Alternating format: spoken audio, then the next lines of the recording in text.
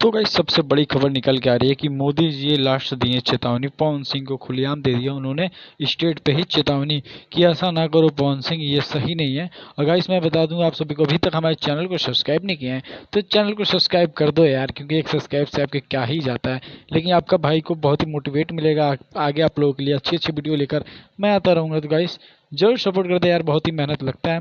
तो गाइस चलिए बात करते हैं आगे वीडियो में कि वीडियो में क्या ही हुआ, और गाइस मोदी जी ने क्यों आखिरी चेतावनी दे दी पवन सिंह को, और पवन सिंह ने क्यों मांगी पवन सिंह ने नरेंद्र मोदी से, दामोदर दाम मोदी से।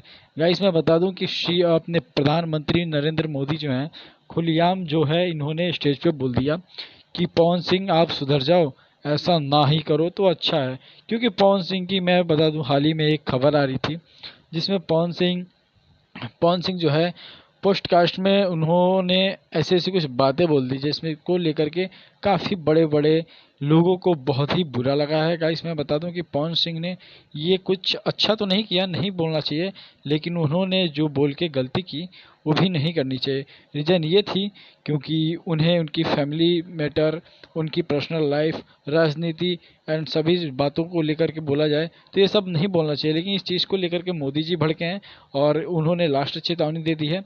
अब देखना यही है कि आगे वीडियो में होता क्या है और आगे क्या ही न्यूज़ निकल के आती है।